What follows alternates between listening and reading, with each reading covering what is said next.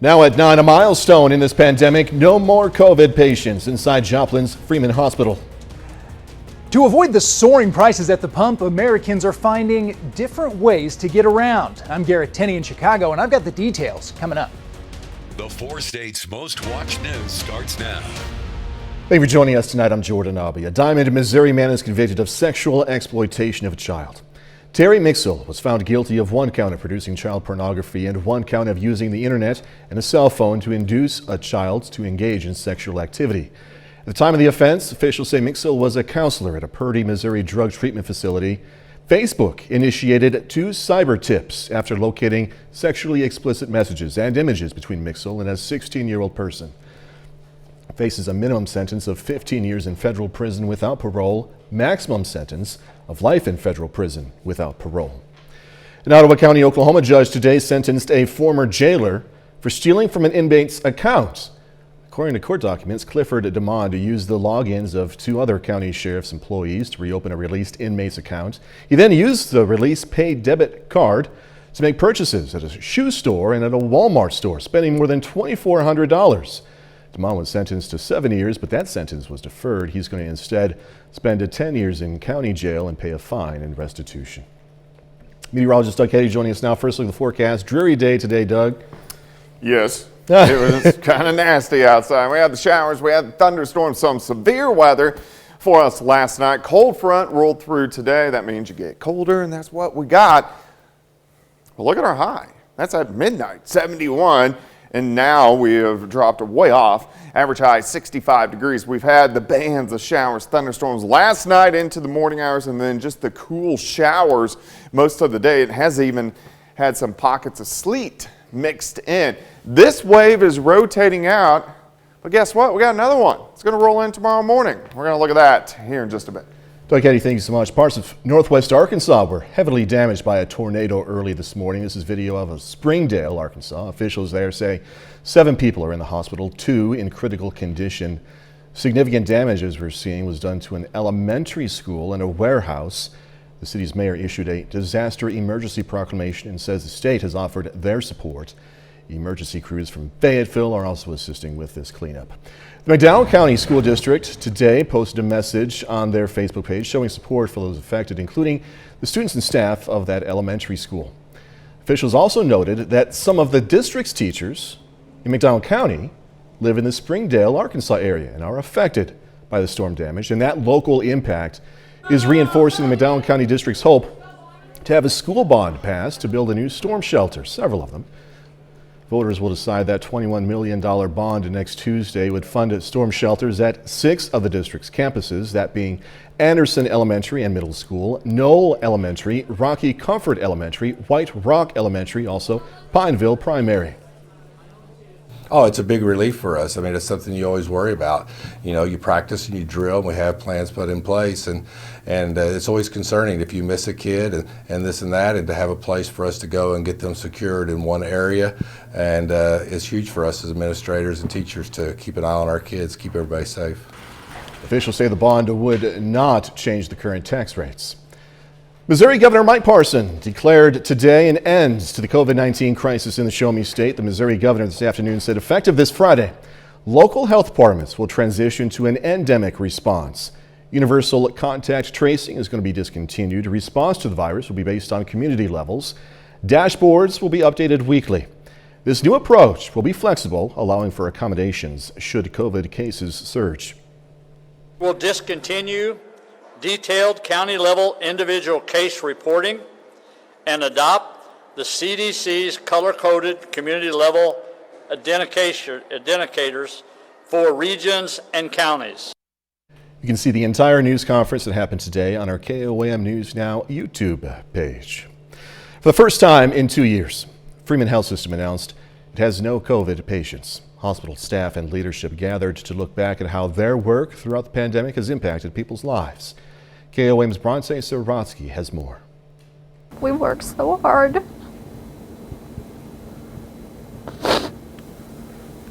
So I think it's an incredible thing. Emotions were high in Freeman's COVID ICU after their last patient was discharged Tuesday. This is a day of celebration. I am standing here in the COVID unit of Freeman Health System, and I am very, very pleased to tell you that it is empty of patients. Nurses like Alyssa Terrapin have been working in the COVID unit since the pandemic first started. She admitted the first COVID-19 patient of 2020. I remember especially being as uncertain as everything was in the beginning, just trying to quarantine myself from my family. And thankfully, I just live alone. I don't have any kids or anything at home like most of the others do. So just trying to stay away from my grandparents and my siblings and trying to keep them safe. During the height of the pandemic, Freeman had 3 COVID-19 care units open.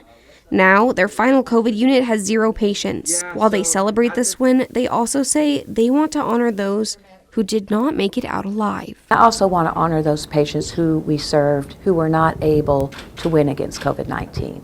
And, you know, we think of them often and their families. But this is a day when we want to reflect back on all we've done together in the last 2 years. Terrapin says in the 2 years she's worked with COVID patients, it's never been as quiet as it was Wednesday. I felt like for the longest time, every day we'd have multiple patients just crashing and having to, do all the things for them, and just all the alarms going off, all the patients needing help. Now, she says the peace and quiet feels unreal. I'm just trying to get everybody taken care of, and to now, just kind of feel a little bit of peace back here. It's unreal. Freeman officials say especially now, they are open for any patients in need of their care. In Joplin, Bronte Sorotsky, KOAM News. Paula Baker with Freeman Health System says she knows there likely will be COVID patients again in the future, but added the Freeman Health System is ready and equipped more than ever to handle it. Well, gas prices continue to be a sore spot for commuters across the country, forcing many to turn to other forms of transportation to help cut the impact to those wallets. Fox News correspondent Garrett Tenney has more now from Chicago. Americans are dealing with high gas prices, and there's no telling when the pain of the pump will end. The national average price of gas fell to $4.23 per gallon this week. That's down 10 cents from the recent record highs, but still $1.35 higher than it was a year ago. With prices still above average and the weather getting warmer, people are starting to look for other ways to get around. It's easier to say, let's still bike, instead of hop in my car if it's going to save some money. In California, gas prices are at an all-time high. The Golden State has one of the highest prices in the U.S., with fuel costs coming in at $5.91 in certain areas. Some say they are dropping their 4-wheels for 2-wheelers to help cut down at the pump. I normally have a selection of low-end bikes, and I just can't keep them in stock this month. Bicycle and scooter shops are seeing a surge in business amid the soaring gas prices. We've seen this trend happen during the height of the pandemic, and now that the price of fuel is going up, the urge to drive is going down. Some say they are not only saving money and getting in some exercise, they are saving time by not being stuck in traffic. If you drive a gas-guzzling car, $300 is pretty close to what your gas bill might be in a week. So if you can replace just some of your days of commuting with riding a bike, you can make that tank of gas stretch further. Experts say if you plan to pick up the habit, be sure to do a little bit of research or talk to your local bike shop about what option will work best for you and your budget. In Chicago, I'm Garrett Tenney, Fox News. Russia launching another attack in northern Ukraine, this despite claiming to have made progress with peace talks yesterday. Meanwhile, the UN says 4 million refugees have now fled the fighting in Ukraine. Fox News correspondent Madeline Rivera has this story from Washington.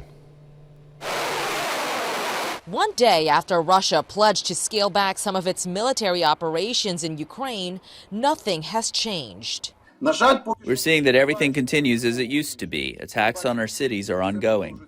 And the humanitarian crisis is getting worse. The UN announcing Wednesday that more than 4 million refugees have fled Ukraine, roughly the population of Oklahoma. Who knows how it will turn out for us, but the children don't have a future. Many of them doubt the chances of a breakthrough with Russia. And U.S. officials are also warning of a potential setback, saying President Putin's advisors haven't told him the extent of his military's losses in Ukraine, which could affect his approach at the negotiating table. When he actually begins to realize how badly his military is doing in Ukraine, you don't know what kind of reaction that's going to cause in him. Mr. President, what is the danger of Putin being left in the dark by his military advisors? I'm reluctant to comment. In a call with President Zelensky, President Biden said the U.S. is giving Ukraine $500 million in new aid. An advisor to President Zelensky says they believe both sides will finalize a preliminary agreement over the next few days, which would open up the next round of talks, including a potential meeting between Putin and Zelensky. In Washington, Mallory Rivera, Fox News. KOM News at 9 on Fox 14 takes this time now to honor another four-state hero. Robert Etchison served in the U.S. Army from 1944 to 1946. Native of Jasper, Missouri, Etchison was stationed in Europe, earning several awards. We are proud to thank and salute Robert Etchison. He's tonight's four-state hero. Doug Heddy's next with a complete look at the forecast, and later, Pitt State introducing Jeff Boschee as their next men's basketball head coach. Going to hear from Boschee in sports. You are free.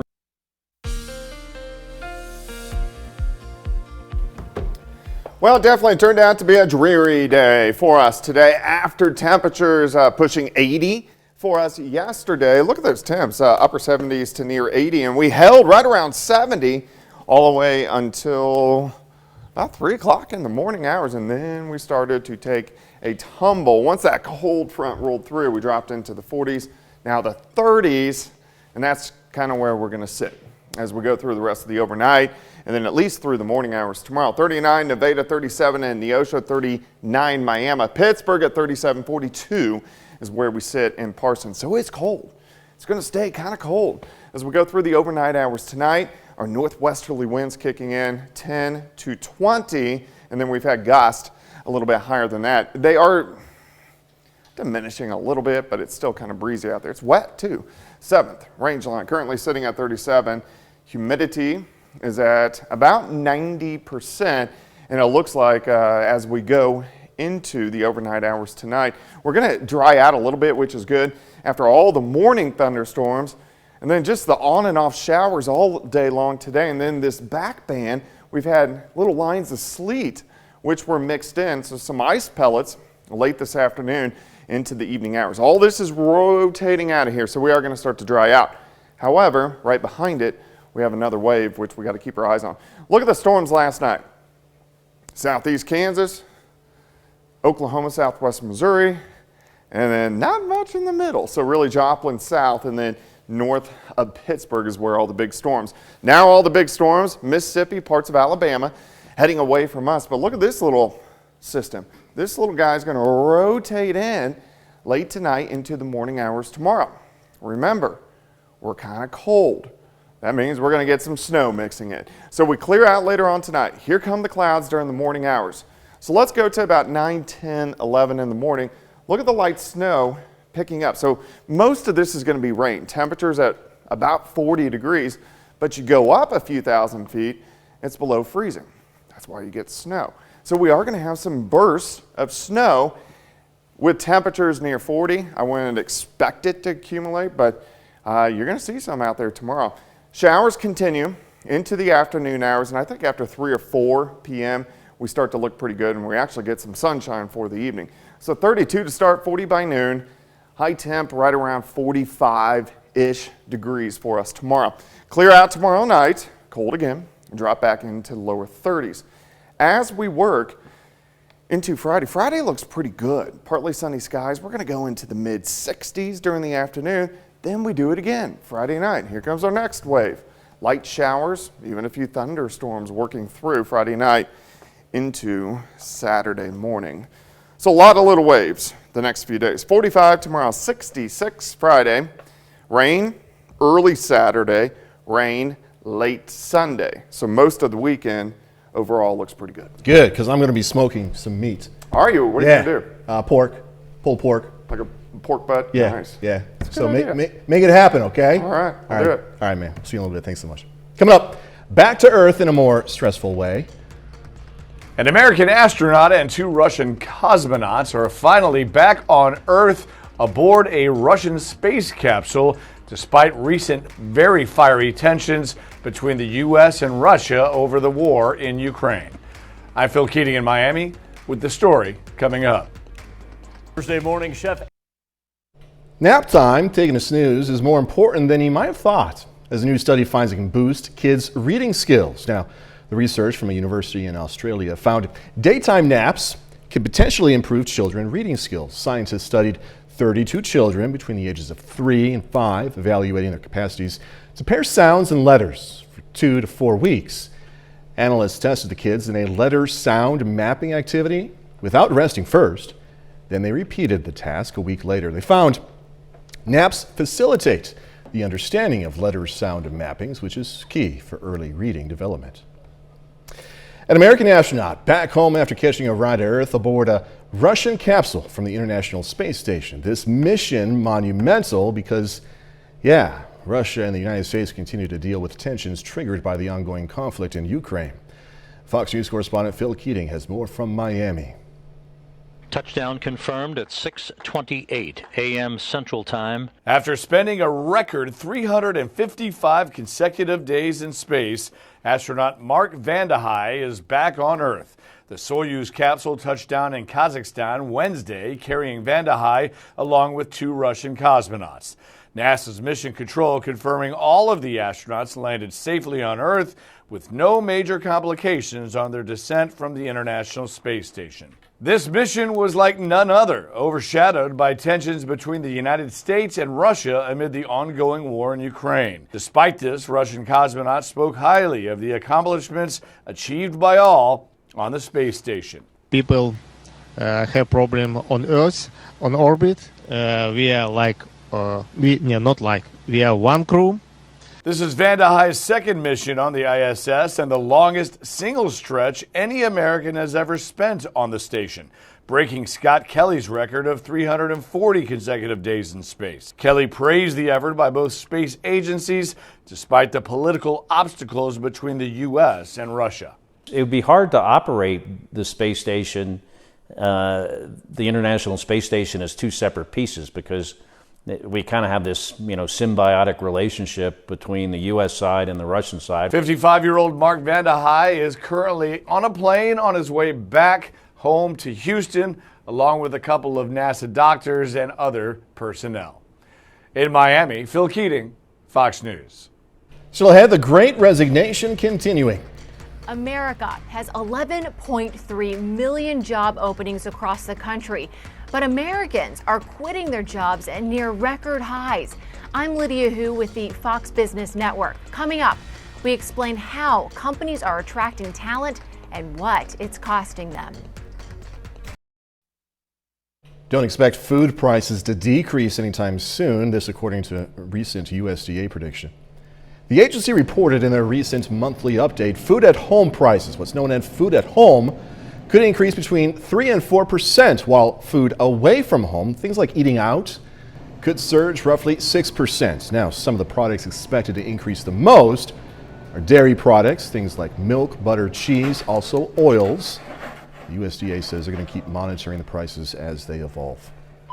There are 11.3 million job openings, yet Americans are quitting their jobs in near record numbers. Still, Fox Business Network's Lydia Hu has more now from New York.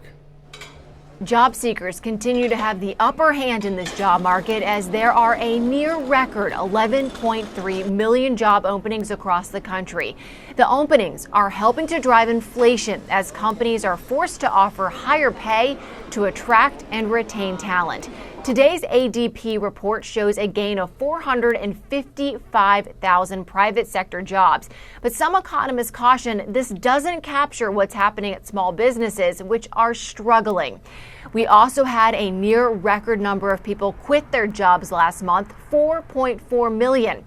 The number of hires hit 6.7 million. Economists say this means people who left their jobs quickly found new ones, but it does not mean the roughly 4 million people who've left the job market entirely are returning, which could be a problem for employers. I do continue to expect that workers will have a little bit more leverage, a little bit more negotiating power than they had before the pandemic. With businesses competing based on pay to attract and retain workers, wage growth tracking at roughly 5% now, and it's a very expensive problem for businesses. A new small business survey found employee retention, along with inflation, rank as the top two headaches for business owners today. It's also top of mind for workers as they expect employers to keep up with inflation, which is tracking close to 8%. Mentions of inflation in job reviews on website Glassdoor surged 612% in February year over year. Economists expect wages to continue to grow this year. In New York, Lydia Hu, Fox Business. This year's Cadbury bunny announced for Easter, and hopefully it's quite obvious what makes this bunny so, not a bunny. But there is a good story behind this dog. More on this when we come back. A therapy dog from Ohio, go blue, by the way, has been crowned this year's Cadbury bunny. Meet Annie Rose. She's about to become TV famous. The English Doodle is currently filming Cadbury's annual Easter commercial. The Cadbury held a nationwide contest searching for this year's brand mascot for Easter, and fans online voted Annie Rose as top bunny. But this pup is already famous at home for her work providing comfort and company at nursing homes in Ohio.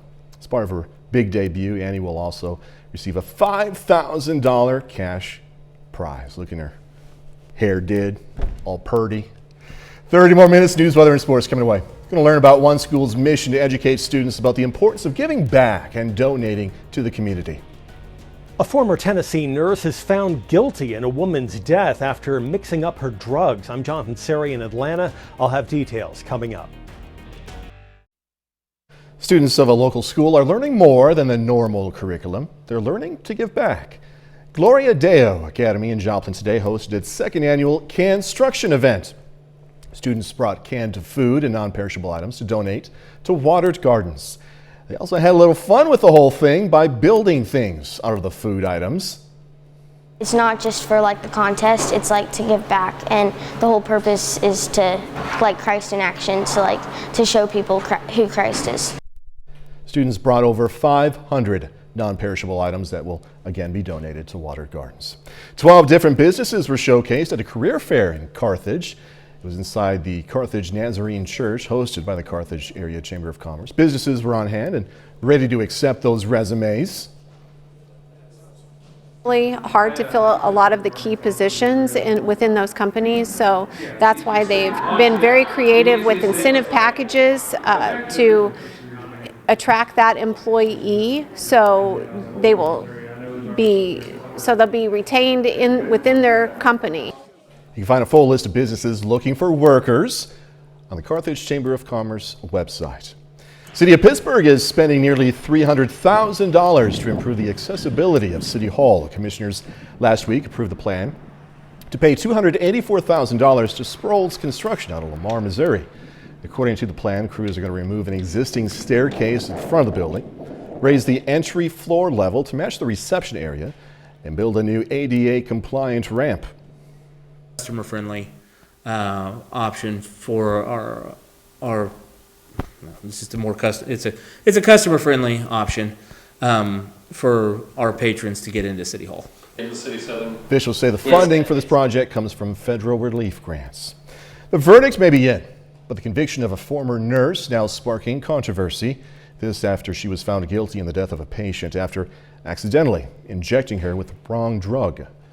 Fox News correspondent Jonathan Seri has more from Atlanta. A former nurse in Tennessee convicted in the accidental death of a patient after she injected her with a paralyzing drug instead of a sedative. Redonda Vaught was convicted of criminal negligent homicide and gross neglect of an impaired adult. Vaught was a nurse at Vanderbilt University Medical Center, and she was indicted in the death of Charlene Murphy back in 2017. Vaught injected Murphy with the powerful paralyzing drug Vecuronium instead of a dose of a sedative called reverse it. Prosecutors said the drug mix-up left Murphy unable to breathe. She died a day after the injection left her brain dead. Vaught admitted to the mistake, and a coroner later found Murphy's death to be accidental. There's a reason that we are called healthcare professionals, and so we know what our standards are. Don't let this defeat you mentally. This was about one woman's actions and choices, not a whole community. Prior to the sentencing, Vaught said she did not regret admitting her mistake, but says she felt she was being scapegoated. Meanwhile, a nursing advocacy group fears Vaught's verdict puts the future of the nursing profession at risk. I have a feeling that the nursing profession and the public as a whole is going to suffer as a result of this. Vaught's sentencing is set for May 13. She faces up to 8 years in prison. In Atlanta, Jonathan Seri, Fox News.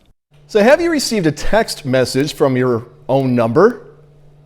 Don't click on anything in that message. Verizon is warning of a potential scam affecting its customers. Numerous people have reported receiving a text message from their own number, alerting them that their March bill was paid and offering them a gift with a link included. As some users reported clicking the provided link, and it took them to a Russian state TV network.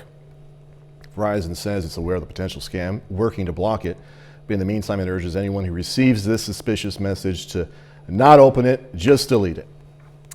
In the height of tax season, a popular filing service is being sued. The Federal Trade Commission filing a lawsuit against TurboTax maker Intuit, saying ads for free filing services misled customers. FTC officials say 2/3 of all filers in 2020 wouldn't be eligible to use the free software options. Intuit plans to challenge the suit, saying that more Americans have filed their taxes for free through their service than ever before. A bit later, AI dropping some notes. As music, a remix. I'm Marianne Rafferty with a look at the special robotic program using age-old classics to create new songs. Coming up.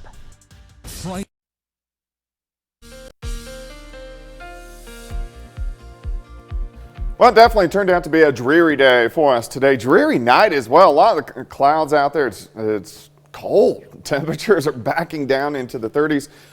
Look at this. Yesterday, nearly 80. Then we had the cold front that rolled through early morning with the showers and thunderstorms. We dropped into the 50s. We dropped into the 40s. We slid into the 30s over the past couple hours. So it's cold across the entire region. And as we go through the overnight hours tonight, these temperatures will back down near freezing, so a pretty cold night. Anywhere from mid to upper 30s to lower 40s in our western counties. We have the northerly winds, which continue to kick in, and it makes it feel a little bit colder than what it actually is. At least the winds aren't too strong. Here's 7th. Here's range line. Looking north, 37. Humidity is at 89%. All the thunderstorms last night, we did have some severe weather. This event, obviously not a big event for us. We had the tornadic activity just to our south, but kind of eases us into severe weather season and lets you know that it's that time of the year. Behind it, of course, we had the showers sticking around for us today. In fact, we even had some sleet mixing in at times. All these showers are gone. You can see the rainfall amounts, heavy amounts of rain, especially along and south of Interstate 44 through the morning hours. Severe weather, same line of storms, severe weather ongoing. Western parts of Alabama all the way down to about Mobile. And then back toward the west, we have this wave. This little guy is going to rotate in. This is going to give us more moisture as we go into Thursday. All right, so let's break it down. Let's go through the overnight hours tonight. We actually clear out, helps our temperatures drop down lower 30s. Here come the clouds mid-morning. That snow picking up in our northwestern counties. I think most of it will switch over to rain, but we are going to have some bursts of light, wet snow. Notice the temperatures. We're right around 40. Nothing's really going to stick, but there is going to be some snow out there. Showers continue into the mid-afternoon, then they taper off. We'll actually get some sunshine by the time we head into the evening. 32 to start, 40 by noon, high temp, 45 once we get a little bit of sunshine. Tomorrow night, we clear back out. We drop back into lower 30s for overnight lows. So another cold night. Friday looks fantastic. Partly sunny skies. We're going to warm into the mid-60s. So Friday looks great. Then we do it again. Here come the clouds. This is Friday evening. Periods of showers, maybe even a few thunderstorms roll in Friday night, but by Saturday morning, they're gone. So we set up pretty good as we head into the weekend. 45 tomorrow, that's it. 66 on Friday, 65 Saturday, near 70 on Sunday. Thunderstorms, they're going to roll back in Sunday night into Monday. Some of those could teeter or flirt with severe, so we'll keep our eyes on that. Yeah. It's springtime, right? It is. And you were talking about snow. I know. We always get weird weather here. That's true. That's true. All right, Doug, thanks so much as always. Coming up in sports, Kansas Jayhawks preparing to face Villanova in the Final Four this weekend. Plus, Pitt State introducing Jeff Boschee as the next leader of the men's basketball program. Jacob Leonard has that and more next.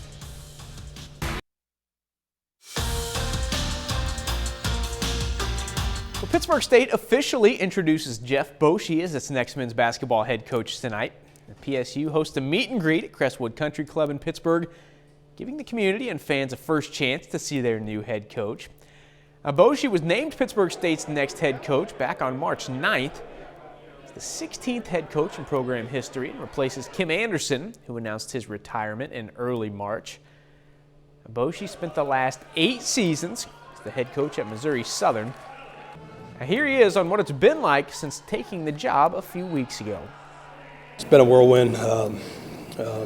Just returning texts, returning phone calls, meeting with the new guys, and getting on the road recruiting and bringing guys in on visits. And it's I'm ready for it to slow down and have a little bit of normalcy. But everybody here has been great and welcoming myself and our staff.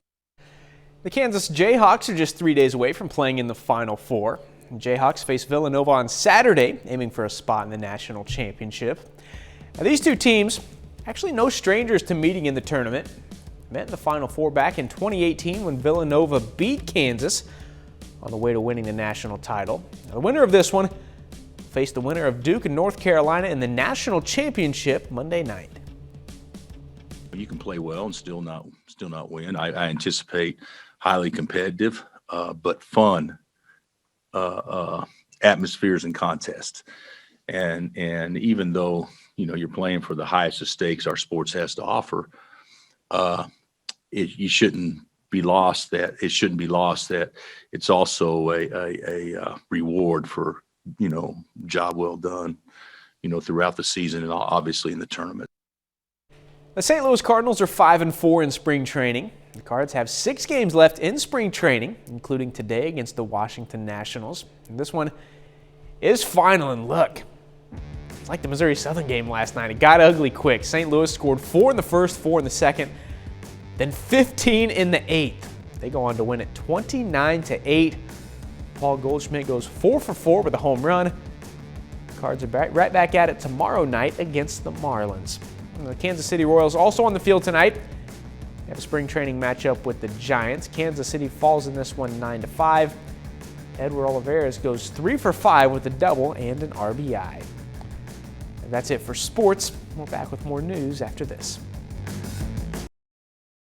It's jazz music like you've probably never heard before. A new artificial intelligence robot is turning heads, perking up those ears as it plays alongside a traditional professional orchestra. Fox News correspondent Marianne Rafferty has a special look. Humans and robots have been working side by side in factories for years. But now engineers are pushing the boundaries of how the two can partner in more artistic ways. This artificial intelligence jazz robot could be the answer as it teams up to play with live bands and create new songs. It's going to be a jazz algorithm, which we've been calling Jazz Transformer, or JT. JT is a futuristic music prodigy. Faculty at England's University of Southampton have loaded countless jazz songs onto its database, spanning from the 1920s to modern day, and JT does the rest, using special algorithms to form new songs from its archive and perform them as improvised solos. It selects the best bits and learns from it, and then using the chords, the harmony which we use in jazz, it then creates its own version of solos. JT now plays alongside the university's jazz orchestra, helping musicians embrace technology to expand their creativity. But as robots become more integrated into everyday life, it can cause people across all industries to question their job security. For now, some musicians view the technology as an enhancement. What you might get is more interesting jazz. Due to the nature of robots, they've often been created with the scientific community in mind, but musicians hope programs like JT can highlight how the arts and humanities can also play a role in advancing robot tech. Marianne Rafferty, Fox News. Next, going to preview the new superhero movie, Morbius. A new superhero blockbuster makes its way to theaters this week. It's a Marvel character who's never been on the big screen before, with an Oscar winner leading the way for the big intro. Here's Fox's Ashley Dvorkin with a preview of Morbius. You need a doctor? I am a doctor. Jared Leto brings Morbius to the big screen as the doctor with a rare blood disorder who unleashes his superhuman side with a dangerous thirst. Pretty heavy responsibility to introduce Morbius to the entire planet. The role held several transformations. I love a good transformation, as you know, and but the most important thing is the heart and soul. The Oscar winner has comic book character experience playing DC's Joker, and now this Marvel origin story offered him unique firsts. One of the big firsts for me is I probably look closer to me, myself, my natural self in this film than I have, God, for years. It's a universe with many perks. Fly. That's a good one. I haven't flown anywhere in midair. I thought that was quite interesting. I have an 11-year-old brother, so I'm really aiming for those big sister golden stars. I'm really excited for him to watch the film. And it's exciting to be part of a long-awaited intro. All the more fun knowing that one would assume this might just be the start. I think so. I have fun with that. I like that it's open-ended. It's kind of like a first date, you know? Give it a chance. You never know what'll happen. I had a blast with the character, but if the rest of the world has fun, then maybe we'll see Morbius return. Are you here to heal the world or to destroy it? In Hollywood, Ashley Dvorkin, Fox News. And that's our time for tonight. Thanks so much for joining us. Going to leave you tonight with a video of a baby porcupine at the Brookfield Zoo. Be safe. Do this all again tomorrow. See you then.